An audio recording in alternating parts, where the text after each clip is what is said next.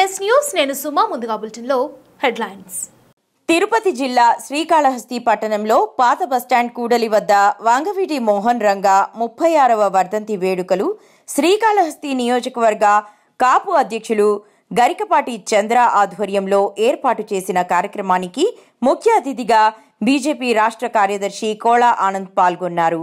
ముందుగా వంగవీటి మోహనరంగా విగ్రహానికి పూలమాల వేసి నివాళులర్పించారు. అనంతరం పేదలకు అన్నదానం కార్యక్రమాన్ని నిర్వహించారు.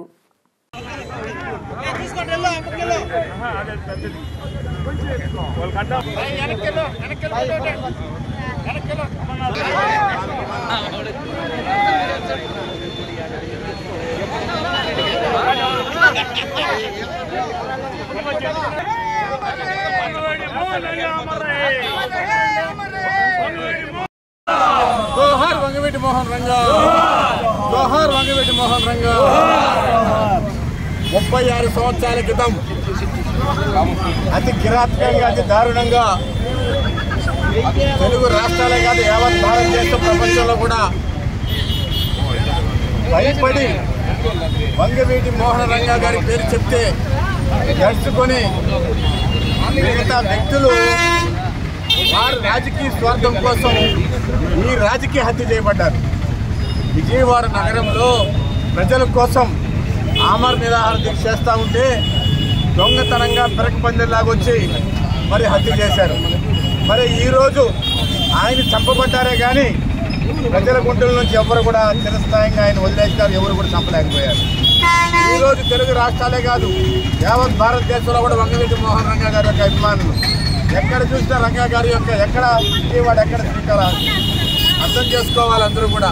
మరి ఆ రోజు ఆయన ఉంటే మరి కాపు నాయకుడిగా, కాపు కులస్తుడిగా మరి ఆయన ఉంటే మనకు ప్రమాదము, మనము ముఖ్యమంత్రులు కాలేము, ఎమ్మెల్యేలు కాలేము, ఎంపీలు కాలేము అని ఒక దురుద్దేశంతో ఆ రోజు హత్య చేయబడ్డారు రంగా గారిని.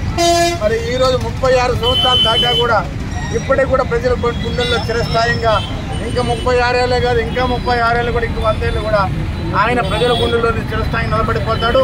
ఈరోజు శ్రీకాళహస్తి పట్టణంలో గరికపాటి చంద్ర కాపునాడు నియోజకవర్గ అధ్యక్షుడు వారి ఆధ్వర్యంలో మరి పాత బస్టాండ్ కూడలి వద్ద వారి మిత్ర బృందం అందరూ కలిసి ఈరోజు రంగా గారి చిత్రపటానికి నివాళులర్పించి మరి అన్నదాన కార్యక్రమం కూడా ఎంతమంది 100 మందికి అన్నదాన కార్యక్రమం చేయడం జరిగింది.